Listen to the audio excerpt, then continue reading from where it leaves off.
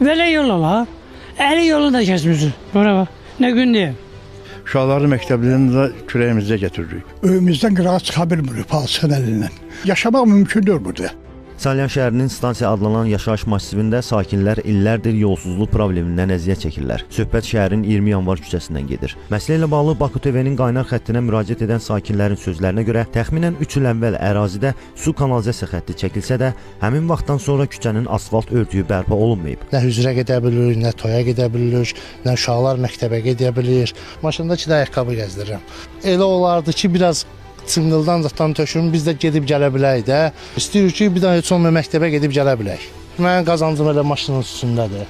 Hər gün bu yola girib çıxıram, maşınım dağılır, xarab olur. Belə yol ala. Əli yolu da kəsmişsin. Bura bax. Nə gün deyə.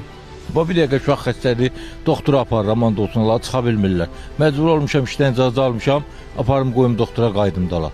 Belə şey olmaz axı, bu bir əncam qılsınlar da. Qazanda nə olar, demirik ki, bu asfalt çəkin, ya düzəldin. Heç olmasa bunu əvvəlki vəziyyətinə gətirsinlər.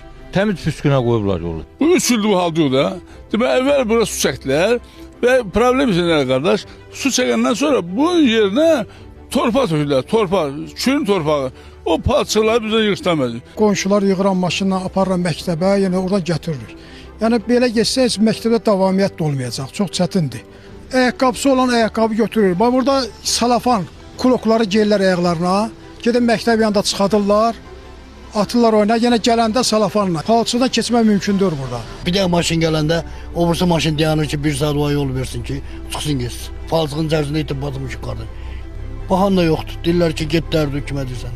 Sakinlər bildirirlər ki, problemin həlli ilə bağlı dəfələrlə aidiyyatı qurumlara müraciət ediblər. Lakin indiyənədək müraciətlərinə konkret cavab verilməyib. Küçələrimizi kanalizasiya çəkiblər, sağ olsun, ancaq yolları pis günə qoyub gediblər bura. Hələ də işləyirlər, ancaq ki, uşaqları məktəblərini də kürəyimizdə getiririk. Öyümüzdən qırağa çıxa bilmirik palçığın əlindən. Yaşamaq mümkündür burada. Girib çıxmaq olmur bura.